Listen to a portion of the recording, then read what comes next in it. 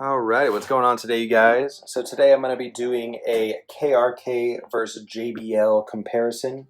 If you're looking for a really great 8-inch studio monitor setup, one of the most popular choices on the market in the JBL realm right now are the JBL 308Ps. They're really great studio monitors.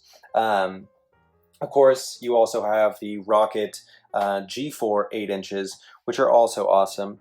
And I kind of want to look at, how these compare, the similarities, the differences, and really we want to do this to figure out which one is best and which one is best for mixing at home. So the LSRs, or excuse me, the JBL 308 has really distinctive features. They definitely borrow them from a lot of, your more expensive monitors. The image control waveguide.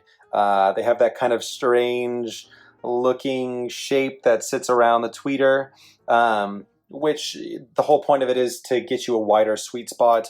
That means that, you don't really have to sit right in the middle of the monitors to hear the audio properly, which is a really cool thing that they've figured out how to do.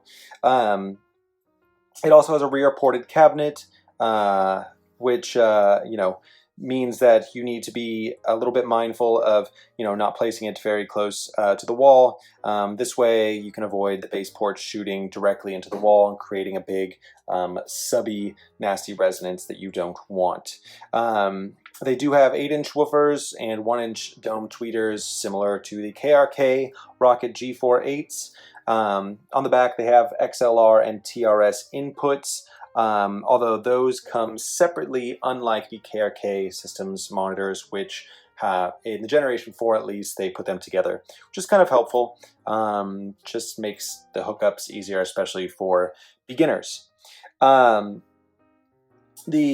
moving on to the KRK Rokit G4 8s, very distinctive look right off the bat. Obviously you can tell they have the yellow Kevlar domes right here, which are really nice. They look great and they sound even better.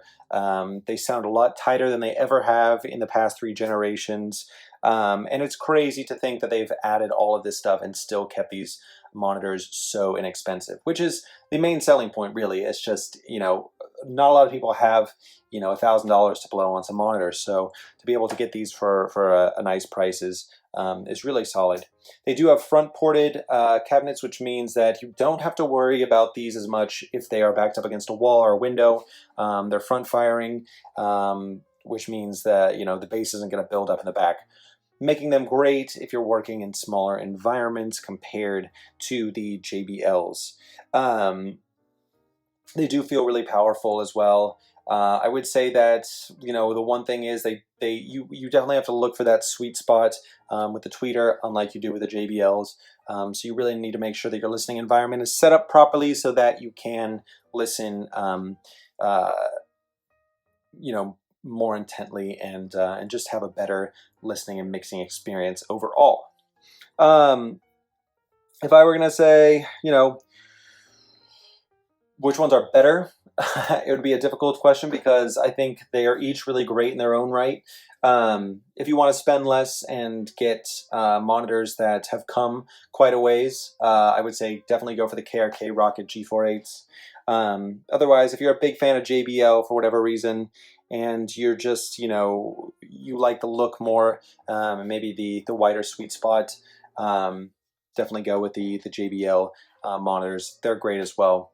Yeah, if you guys have any insights into why you like each of these monitors more or less, or you have any questions, please feel free to leave them in the comments. Alrighty guys, take it easy.